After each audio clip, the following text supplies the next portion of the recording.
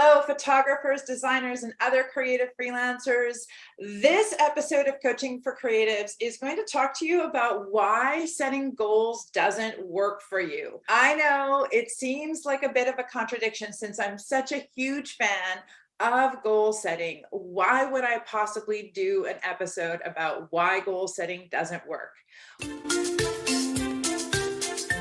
I'm McKay. I'm the founder of Business of Creativity, and I am your host for Coaching for Creatives. And today we're going to talk about why setting goals doesn't work. Here's the deal. Most of us have set goals in the past. Most of us have some experience of setting a target or creating a milestone or having a big, hairy, audacious goal. We used to call them BHAGs. Most of us have had that experience, and I'm sure that many of us have had the experience of not actually achieving those goals. It feels like a push or a should or a have to, or maybe we just have this feeling of I'm never going to do it, and how am I going to do it this time if I've never done it in the past? We can often end up feeling worse about ourselves and take fewer actions when we do goal setting. Why is that? Why does setting goals not really work? There are generally three mistakes that people make when they approach setting goals. It may be that the goals you're setting are not actually achievable goals. They might be inspirational goals.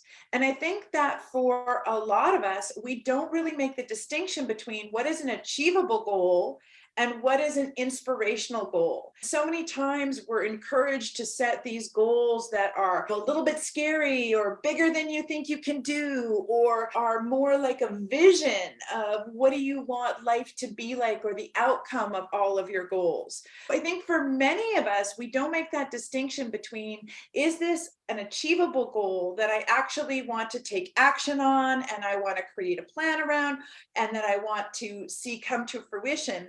Or is this a inspirational or purpose-based goal where it's more about a North Star or a guiding light or something to bounce off of when I'm moving through my world? The first distinction that I invite you to look at is, are your goals an achievable process-based goal, or are your goals an inspirational purpose-based goals? And how do you tell the difference? Coming up on the 29th of December, I'm running my Focus, Clarity, and Action workshop. And during that workshop, I am going to specifically walk you through how to make that distinction between purpose-based goals and process-based goals, how to set those inspirational outcome, desired experience, feeling goals, and really connect to what is the actual actions and process that I could take to achieve those goals. That's the number one mistake most of us are making, and that's probably why your setting goals doesn't work for you, is that you are using the wrong kind of goal to be able to motivate and achieve results in your business. So but the second thing is that there's a big difference between setting a goal and achieving a goal. The tool set, skill set, and mindset for setting goals is different from the kinds of tools that you need to achieve the goals, the kind of skills that you need to be able to achieve the goals, and the kind of mindset that you're going to need to be able to keep you motivated and working towards those goals consistently. A lot of us have been fed this line that, hey, all you got to do is set it and forget it. I have a vision board, and one of the ways that people use vision boards is if you just put it on the vision board and leave it there, it'll just magically manifest itself. Kind of, sort of. I mean, I guess it's happened, but mostly the goals on my vision board that I have achieved are ones that I look at, that I focus on, that I write in my journal, that I share with people, that I take some other kind of action on, and I don't just set it and forget it.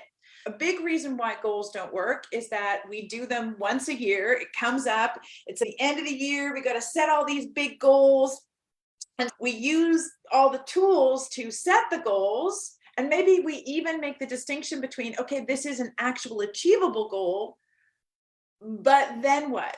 we don't necessarily have the tools, the skill set, and the mindset to achieve those goals. While the workshop that I'm doing on the 29th, the Focus, Clarity, and Action workshop, does absolutely walk through step by step on how to create achievable goals and how to tie meaning and inspiration to those achievable goals.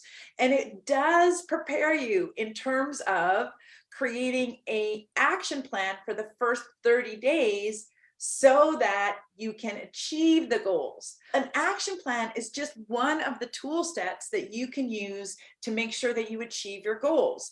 There are other tools that you can use, planning tools, accountability tools, the tool of having a support or a community of support so that you're not doing things alone. There's all kinds of different tools that we use when it comes to achieving goals. Coming up on January 18th, I am co-hosting and co-leading a workshop with Melody Ann Owen of Author Nation, and we're going to walk you through the things that we've done in our life to be able to actually achieve goals, to get real stuff done, and the tools, skills, and mindset that we've trained other people on, our clients, to be able to actually use goals effectively. Number one, you're perhaps not setting achievable goals and you might be focusing too much on inspirational goals. Number two, there's a distinction between the tools, the skills, and the mindset that you need to be able to set a goal versus achieve a goal. And then the last reason why goals don't work is about mindset. It's about belief. And so often when we're approaching goal setting, especially around the end of the year, we approach goal setting by looking at everything that sucks.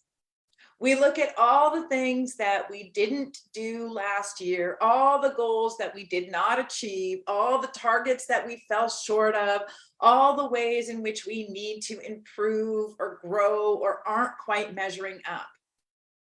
And it's from that place of, oh, here's everything that's wrong, not working, here's all the gaps, all the lack in my life. It's from that place that we often start thinking about our goals.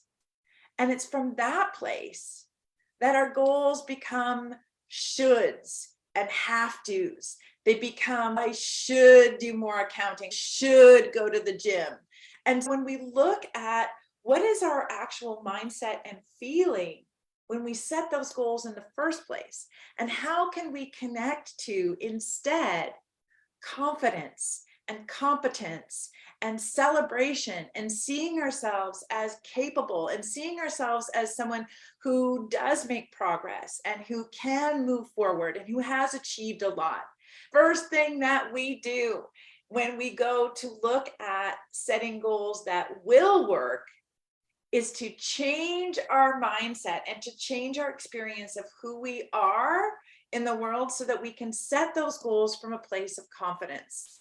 Set those goals from a place of, I am capable, I do have skills, I can make progress. Where do I want to make progress? Where do I want to apply those skills? Where do I want to see myself grow? Instead of the shoulding all over ourselves. As you go into this end of the year, I really encourage you to look at those 3 R's of successfully setting goals that I shared with you previously: the review, the revise, and the recommit, because it's in the review of looking at what has worked, what we can double down on, what we can do more of. It's in that review that we can connect to the evidence of awesome, and we can start to see ourselves differently in the world. If you're looking at setting goals this year, I really encourage you to join me at the goal setting workshop at Focus, Clarity, and Action on December 29th. If you're watching this and you've already set your goals, I encourage you to join me at the Achieve Your Goals, Live Your Dreams workshop on January 18th. If you're watching this at any other time, DM me or reach out to connect with me and book a free call with me. And let's talk about how we can start to shift how you set goals so that they can start working for you instead of against you in your freelance business. I hope this was helpful for you. I'd love to hear your comments on your experience of setting goals. Post them in the comments. I always come back to check them and to respond to them. I will see you here next time on Coaching for Creatives. Thank you so much. I'm Aura McKay. We'll see you next time.